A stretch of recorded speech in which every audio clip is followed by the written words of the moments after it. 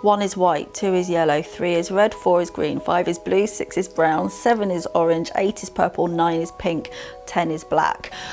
And then they recombine. I remember in particular being troubled in Madrid because they're on their underground metro system, the lines are different colours and are numbered, and I found it really hard that line number 2 is red and line number 3 is yellow, because it should be the other way around. A is green, B is kind of brown, so that's an interesting one, where actually the colour starts with the same letter. People use the term obsessive compulsive, sort of, you know, talk about the way that I dress as though it's some kind of problem, which it's really not. You know, I can break it, and it doesn't control my life in any negative kind of way. The letters maintain their original colours. So today is the 21st, so I'm wearing yellow for the 2 and white for the 1. So that door should be number 21 or 12, not 47, if it's going to be yellow and white. What can you do? Yeah. You can't go around telling people what colour you want their doors to be, can you? You can't just say, "Whoa, colour, whoa!" I think everything's got an awesomeness to it.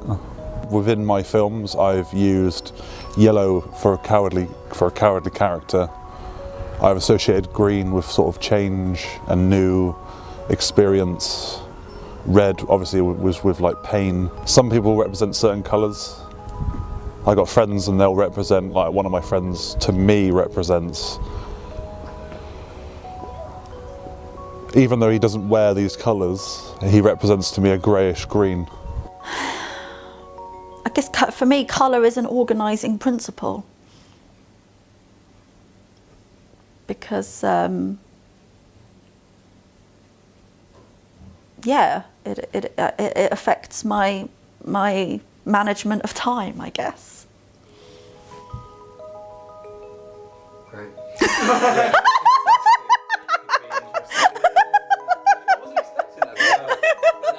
That's all it really comes down to, you know, there's nothing really. I don't really remember it not being there. I mean, I probably had conversations with my sister when I was really little, like, what colour do you think this number is? I didn't sit down one day and think, okay, what colour shall 1 be? It's just been like a thing I've had a sense of. There are a lot of parallels between creative people and synesthesia.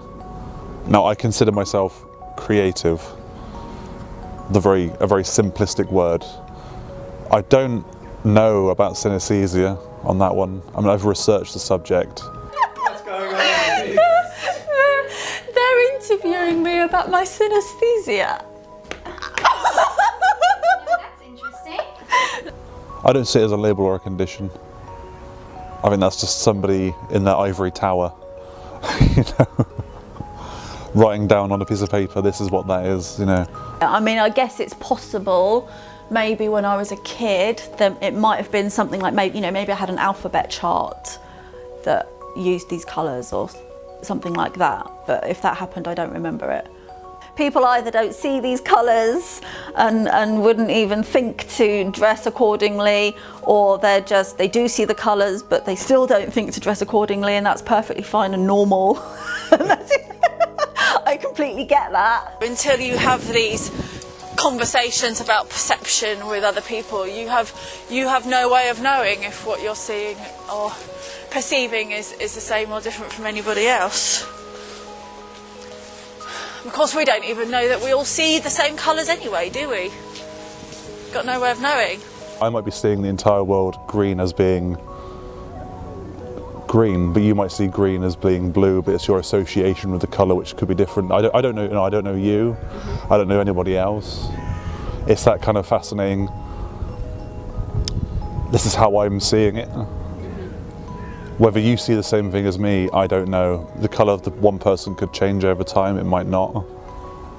It also depends on where I am in life, you know, what I'm doing in life. Could also depend, you know, on what I had for breakfast. Something as simple as that. And again, synesthesia, you know, it could be true, it could be that, or it could just be the way people function. you know, that's just how people are. And maybe it's just easier not to label them. We all have our quirky little things and our different ways of thinking about things that might seem completely potty to everybody else. At the end of the day, we give association to colours. You know, the colours are nothing on their own, but we give that association. But then, even then, every person thinks differently. But Tower Hamlets is certainly not purple in my mind. It'd be green. Tea is green. I don't care. I mean, so maybe not the colour I would choose to have scattered all over the street, but if that's what they want. Colour is, ooh.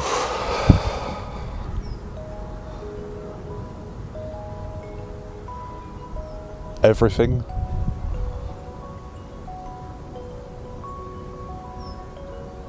And at the same time, it isn't.